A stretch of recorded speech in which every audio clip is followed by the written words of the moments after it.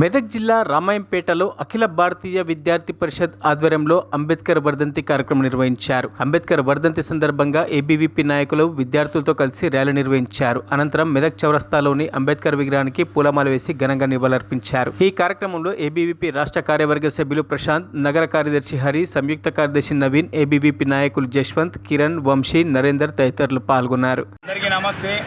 ఈరోజు అఖిల భారతీయ విద్యార్థి పరిషత్ రామాయంపేట శాఖ ఆధ్వర్యంలో డాక్టర్ బాబాసాహెబ్ అంబేద్కర్ గారి 68వ వర్ధంతిని పురస్కరించుకొని అంబేద్కర్ విగ్రహానికి నివాళులర్పించడం జరిగింది.